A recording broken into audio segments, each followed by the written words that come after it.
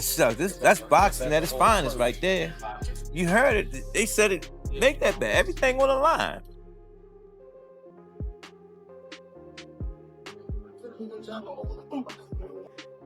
Gervonta is an animal for real. Jake is too domestic. Here's the thing. Mike Tyson's an animal too. He was just 60. But he messed around and he got a prime Tank. Gervonta Davis is pushing himself harder than ever in training camp for his upcoming fight against Jake Paul. His sessions are relentless, filled with non-stop sparring, explosive pad work, and grueling conditioning drills. Surrounded by elite coaches, Tank's focus and aggression send a clear message. He's not just preparing for a fight, he's preparing to prove that real boxing power still reigns over celebrity hype.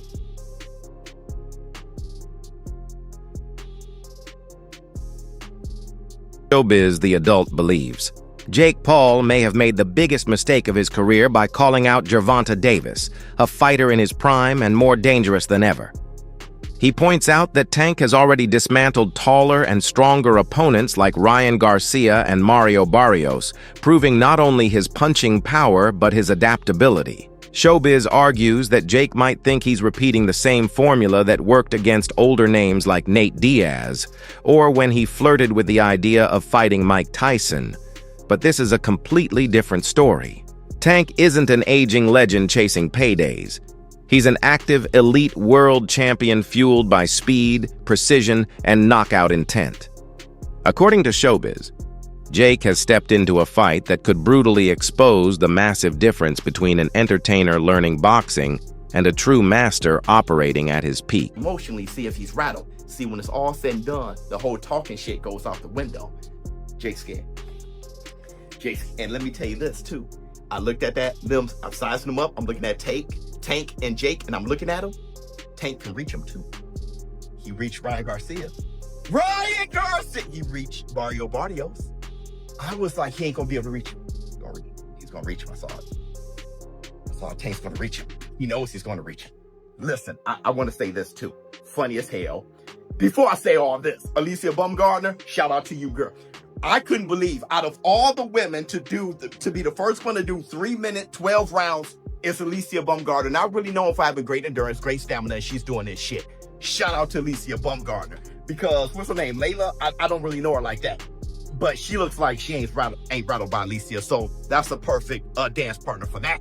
Trying to drag Alicia Baumgartner into lake water, see what's going on with that. Shout out to Alicia Baumgartner. But let's get back to Tank. First of all, Tank knows what he's doing. Tank Davis, he said, what he was just making all these implications that it's going to be scripted. When he said, you're paying me, and then he was like, yo, you're going to have to give me extra. And then he said that this is scripted.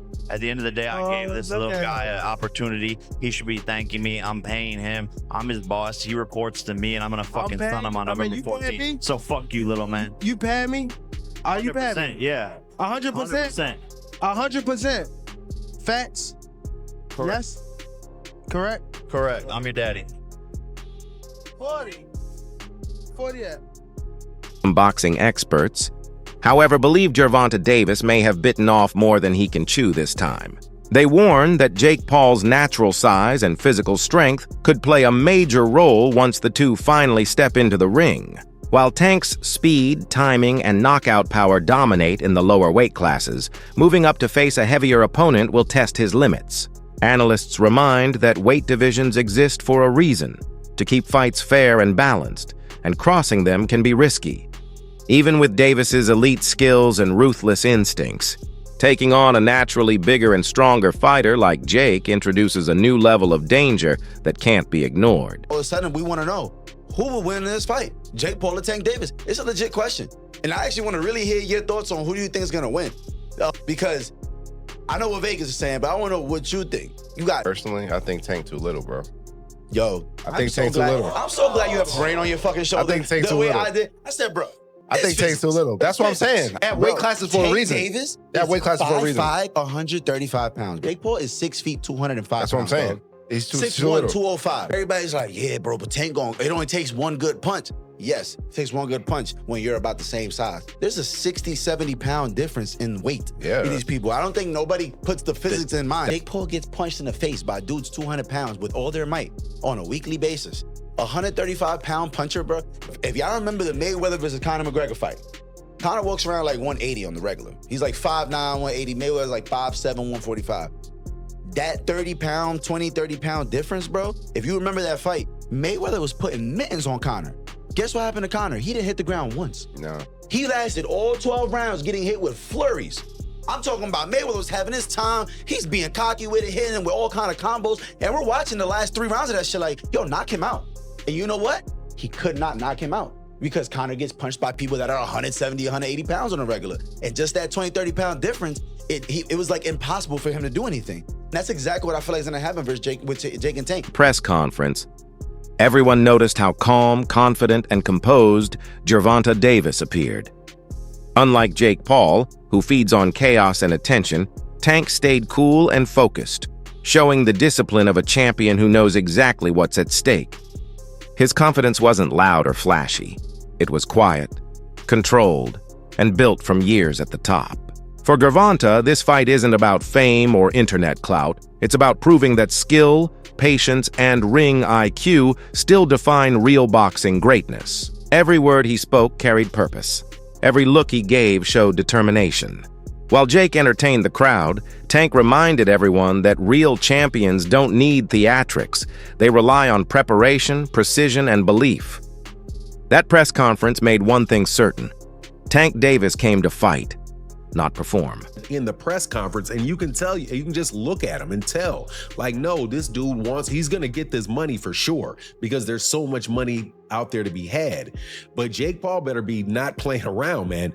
Not get cute, not play any games. Don't hit him in the back of the head. Don't rabbit punch him. Don't do any of that stuff, man, because Mike Tyson, first of all, a lot of people think Mike Tyson was pulling punches on Jake Paul, and a lot of people think that Anderson Silva was pulling punches on him too.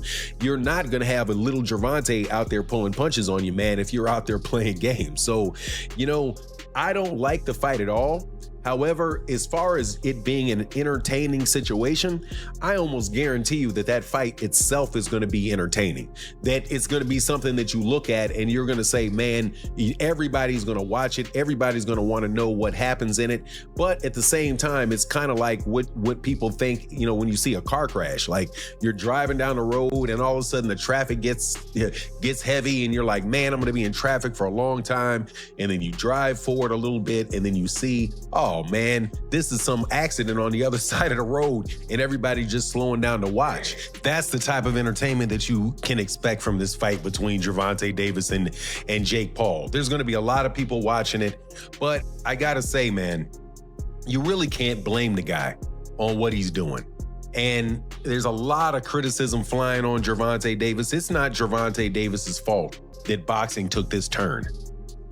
This turn of these exhibition fights and people not caring about the belts and all of that stuff came with Floyd Mayweather Jr., man. Veteran boxing analyst Teddy Atlas compared Jake Paul's upcoming fight with Gervonta Davis to the earlier exhibition between Logan Paul and Floyd Mayweather. He noted that although Jake may have the advantage in height and reach, experience will ultimately decide the outcome. Atlas highlighted that Davis has spent years perfecting his craft at the highest level, developing instincts and composure that can't be taught. Unlike Logan's cautious and defensive approach against Mayweather, Jake will be facing a relentless fighter who knows exactly how to punish every mistake. In Atlas's view, Tank's ring IQ and timing will completely neutralize Jake's size and power. I want this, or I like this when I heard it. No, I didn't like it, to be honest, for the optics and everything else I just said. But you do have one guy who, yeah, he's smaller, but he's a top fighter, he can punch. And he's fighting a guy who's not a top pro fighter, who's bigger. What if he hits him on the chin? What if he hits him on the chin? It'll wind up selling. And that's what'll wind up selling it. The what if. What if Tank makes him do a cha-cha? He hits him on the chin, and Jake Paul, we're gonna find out if he can dance. Whoa, whoa, whoa, whoa. You know, do the cha-cha. That's what's gonna sell it.